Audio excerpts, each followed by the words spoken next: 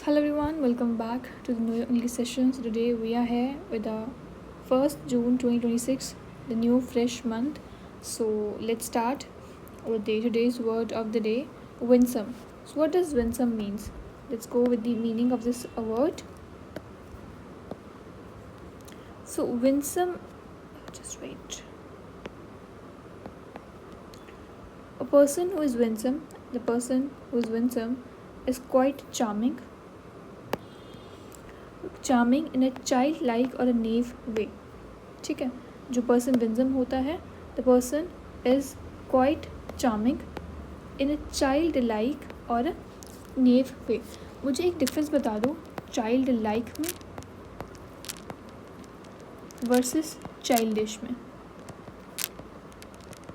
तो देखो, child like एक काफ़ी ज़्यादा पॉजिटिव वर्ड है और चाइल्डिश हम हमेशा नेगेटिव के लिए यूज़ करते हैं. बोलते हैं कितना चाइल्डिश बिहेवियर है, तो वो होता है नेगेटिव बिहेवियर. ठीक है, बट एक child like is he positive behaviour. ठीक है, याद रखना. सो विंसम क्या होता है? Person who is quite charming, person is quite attractive. ठीक है, पर्सन इज़ क्वाइट एंगेजिंग, जो बहुत ज़्यादा डिलाइटफुल हो. ठीक है, अपीलिंग हो. एक ऐसा पर्सन जो काफ़ी ज़्यादा इनोसेंट हो, ये एडजेक्टिव होता है. ठीक है, ये एडजेक्टिव है क्योंकि ये किसी की क्वालिटी के बारे में बता रहा है. और the person is quite charming and also जो काफ़ी ज़्यादा लवेबल हो. ठीक है, and person is quite adorable which is quite sweet person. ठीक है, अच्छा, मतलब हम इसमें काफ़ी ज़्यादा उस पर्सन को की तारीफ़ करते हैं. एक एमी वर्ड होता है जो भी एक फ्रेंडली से होता है, तो amiable person is also the charming person. alluring person, it's very important word. And person who is quite warm hearted, ये भी याद रखना. ठीक है, जो पर्सन काफ़ी ज़्यादा वार्म हार्टेड हो उसको बोलते हैं विंसम. ठीक है, तो Winsome is all about person who is quite cheerful, affable. एक होता है, एक और वर्ड याद रख लेना, बी ग्विलिंग. ये भी क्या होता है? तो person is quite charming. Done. तो ये हो गया. अब हम जाएंगे इसकी ही एंटोनिम्स के बीच में. ऐसा पर्सन जो बहुत ज़्यादा ही बोरिंग हो, डल हो. ये तो पर्सन बहुत ज़्यादा अट्रैक्टिव था, लवेबल था, एडोरेबल था, स्वीट था, एमिएबल था. But simple we go with the synonym of the same, antonym of the same. जो पर्सन काफ़ी ज़्यादा बोरिंग हो, डल हो अपनी लाइफ में. ठीक है, उसका कोई मोटिव नहीं है, होस्टाइल हो. नेक्स्ट जो ग्रफ हो, very important word. And also detestable हो, मतलब उस को हम बिल्कुल पसंद नहीं करते हैं, तो डिटेस्टेबल हो. एंड जो पर्सन ग्लूमी हो, सैड हो. जो पर्सन रूड हो, काफ़ी ज़्यादा हमेशा अकेला रहता हो, अलूफ हो, अलोन रहता हो. जो पर्सन बहुत ज़्यादा लोथसम हो, बोरिंग हो. ठीक है, एंड जो पर्सन ऑब्नॉक्शियस हो, ये भी इम्पॉर्टेंट वर्ड है. ऑब्नॉक्शियस हो, बोरिंग हो. ये हमने किसके सिनोनिम्स करे हैं? बोरिंग पर्सन के. ठीक है, जो बोरिंग हो. ठीक है, और the person is quite disgusting. एक वर्ड होता है डिस्गस्टिंग. जो पर्सन काफ़ी ज़्यादा डिस्गस्टिंग बिहेवियर हो उसको हम यूज़ करते हैं. ऑल्सो जो नेस्टी हो एंड हार्श हो. जो पर्सन को काफ़ी ज़्यादा अनफ्रेंडली हो, हमने उसके लिए पॉजिटिव वर्ड्स पढ़ी. जो पर्सन अट्रैक्टिव हो, लवेबल हो.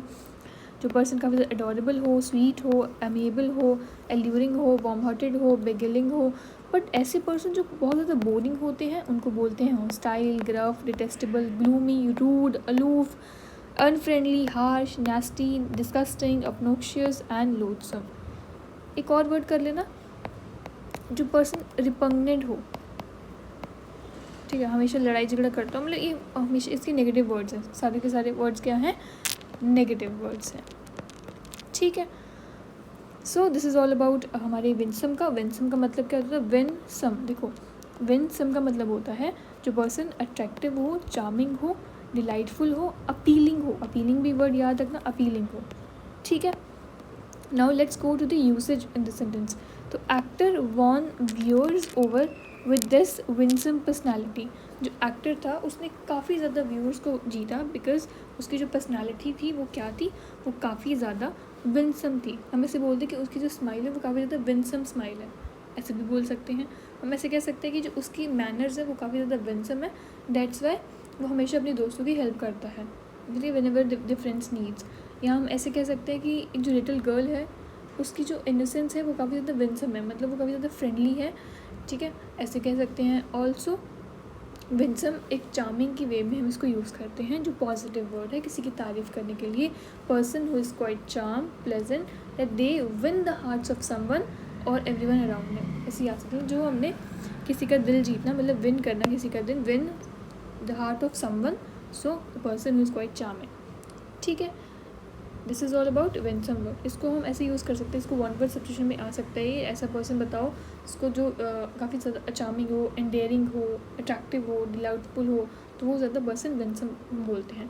तो let's go to the parts of speech usage of the sentence. तो यहाँ पर द हमारे पास एक आर्टिकल आ जाएगा, आर्टिकल के बाद हमेशा एक नाउन आता है, तो एक्टर इज़ द नाउन है। वॉन क्या होगा, वॉन एक वर्ब होता है, ठीक है, क्योंकि पास्ट टेंस में यूज़ किया गया है, हमने इसको देखा ना, पास्ट टेंस की तरह इसको यूज़ किया गया है। व्यूअर्स एक नाउन है again. Over is adverb here, ठीक है। With is preposition. With his winsome personality, IT वाले वर्ड्स हमेशा नाउन होते हैं। नाउन को कौन क्वालिफाई करता है, एडजेक्टिव, तो विंसम इज द एडजेक्टिव है। अब एडजेक्टिव को कौन क्वालिफाई, देखो हिज विंसम पर्सनैलिटी मतलब पर्सनैलिटी के बारे में बता रहा है, तो ये पॉजेसिव एडजेक्टिव हो जाएगा, मतलब उसकी विंसम पर्सनालिटी, तो मतलब उसको कौन क्वालिफाई कर रहा है, एक उसकी ही खुद की ही उसको खुद की पॉजेसिवनेस बता रहा है कि उसकी, तो मतलब his winsome personality. This is all about the usage of the sentence, ठीक है। Now let's go to the know English session. तो मिनिस्ट्री ने डिलीवर की एक boring speech. Let's read this. क्या हुआ था, जो मिनिस्टर थे they gave a very dull and interesting speech, हम इसके बारे में बताएंगे, ठीक है। So she hits the library whenever she needs to research a topic, मतलब वो हमेशा लाइब्रेरी जाती है, she goes to the library whenever she needs information for study और research. So here the author is saying you don't look very happy, something bothering you, वो तुम्हें कोई चीज़ परेशान कर रही है। So उसने क्या रिप्लाई दिया, yes I am thinking about the speech of my boss gave the shareholders yesterday, मतलब मैं एक ऐसी स्पीच के बारे में सोच रही हूँ जो मेरे बॉस ने दी थी कंपनी इन्वेस्टर्स को, but it was very bad. वो ऐसे बता रही है कि इट वॉज़ वेरी ऑफुल, तो ऑफुल का मतलब होता है जो काफ़ी ज़्यादा बैड हो, ठीक है। तो ऑफुल का मतलब होता है जो स्पीच काफ़ी बैड हो, ठीक है। तो शेयर होल्डर्स जो थे वो they are only interested in making money, मतलब वो जो ऑथर वो बता रहे हैं कि जो शेयर होल्डर्स होते हैं जो उनका सिर्फ केयर होता है कि अब पैसे कैसे कमाने हैं, और जो कंपनी है has done really well this year, ठीक है। वो उसको कंसोल कर रहा है कि जो तुम्हारे शेयर होल्डर्स हैं they probably forgotten about the awful speech of your boss, मतलब जो शेयर होल्डर्स थे वो अभी तक तो भूल भी होंगे उनके जो बॉस ने वो उनको क्या स्पीच दी है। सो यहाँ पर उसने क्या यूज़ किया है, यहाँ पर उन्होंने डिलीवर किया है, तो उन्होंने बोला है कि डिलीवर्ड, तो वो वहाँ पर उसको इंग्लिश में उसको ब्रेक लगा के बोलते कि delivered. I always thought one usually gave a speech and not deliver, मतलब वो डिफरेंस बता रही है गेव अ स्पीच के बारे में वर्सेस डिलीवर अ स्पीच, ठीक है। तो वो उसको जो ऑथर उसको रिप्लाई करके बोलता है कि now days lots of people talk about delivering a speech, specially जब हम फॉर्मल कॉन्टेक्स्ट की बात कर रहे हो तो हम क्या यूज़ करते हैं, डिलीवरिंग अ स्पीच, ठीक है।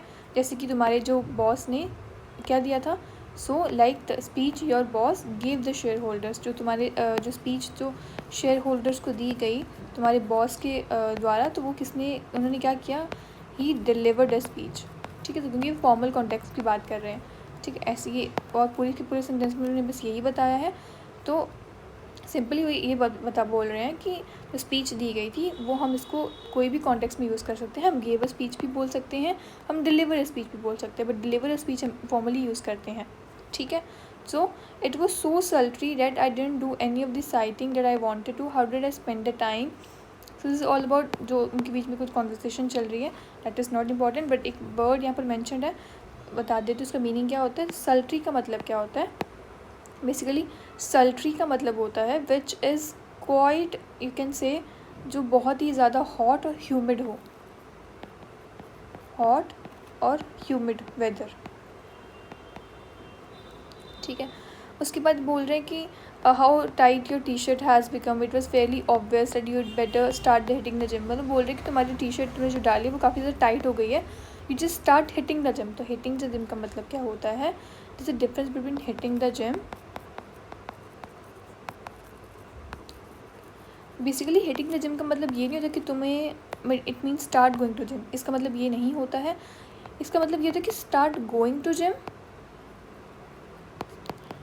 Plus do exercise there. मतलब वहाँ पर एक्सरसाइज, वहाँ पर जाके एक्सरसाइज भी करनी है, सिर्फ जिम जाना ही नहीं है बट वहाँ पर जाके एक्सरसाइज भी करनी है। तो ये होता मतलब हिटिंग द जिम का। ठीक है, नेक्स्ट उन्होंने यहाँ कुछ बात करी है दूसरे कॉन्टेक्स्ट में कि उसके बाद कुछ वो डॉक्टर्स के अपॉइंटमेंट्स की बात कर दी है कि यू मीन्स डॉक्टर्स अपॉइंटमेंट, मतलब मुझे अब जाना पड़ेगा, मुझे अभी डॉक्टर्स की अपॉइंटमेंट लेनी है। तो डॉक्टर्स की अपॉइंटमेंट या फिर डॉक्टर की अपॉइंटमेंट, हम इसको किसी भी कॉन्टेक्स्ट में यूज़ कर सकते हैं और बिल्कुल करेक्ट यूसेज है। मतलब या तो तुम डॉक्टर अपॉइंटमेंट बोलो या डॉक्टर्स अपॉइंटमेंट बोलो, ये बिल्कुल ही बिल्कुल करेक्ट यूसेज है। ठीक है, दोनों की दोनों करेक्ट यूसेज है। So this is all about today's know you English session. इसमें ज़्यादा कुछ इंपॉर्टेंट आज नहीं दिया हुआ था, बट सिंपल जो दिया था वो कुछ टर्म्स थी जिसमें मैंने तुम्हें बता दिया कि ऑफुल का मतलब होता है जो बहुत ज़्यादा बैड स्पीच हो, सॉरी, जो काफ़ी ज़्यादा बैड हो। सल्ट्री जो होता है वो सल्ट्री वेदर होता है, इट्स टाइप ऑफ वेदर जो कि हॉट हो, ह्यूमिड वेदर हो। ठीक है, और hit the library, hit the gym, इसका मतलब होता है go to the library and study और रिसर्च। तो इस हिट द लाइब्रेरी का मतलब होता है कि लाइब्रेरी जाओ तो सही। लाइब्रेरी जाना का मतलब सिर्फ लाइब्रेरी जाने का नहीं होता, इसका मतलब होता है जाओ वहाँ पर रिसर्च करो जो टॉपिक की। ठीक है, और ऑल्सो हिट द जिम का मतलब होता है कि तुम वहाँ पर जिम तो जाओ बट वहाँ पर जाके एक्सरसाइज भी करो। ठीक है, तो this is all about today's know your English session. PDF मैं इसको शेयर कर दूँगी टेलीग्राम चैनल पे। So that's it. विंसम का मतलब तुम्हें पता है, विंसम का मतलब होता है जो काफ़ी ज़्यादा चार्मिंग, लवेबल, अडोरेबल पर्सन हो। और इसी का ऑपोजिट क्या होता है, जो पर्सन बहुत ज़्यादा बोरिंग हो, डल हो, हॉस्टाइल हो, बहुत ज़्यादा ग्रफ हो, ग्रफ बहुत नेगेटिव वर्ड है, डिटेस्टेबल हो, जो बिल्कुल मुझे पसंद नहीं है, हेटेड है मुझे उस पर्सन के साथ, ग्लूमी हो, रूड हो, अकेला अकेला रहता हो, बोरिंग हो, लोडसम हो, ऑब्नॉक्शियस हो, डिस्कस्टिंग पर्सन हो, नास्टी हो, हार्श हो, अनफ्रेंडली हो एंड रिपग्नेंट हो, हमेशा लड़ता झगड़ता रहता हो। सो this is all about know your English session of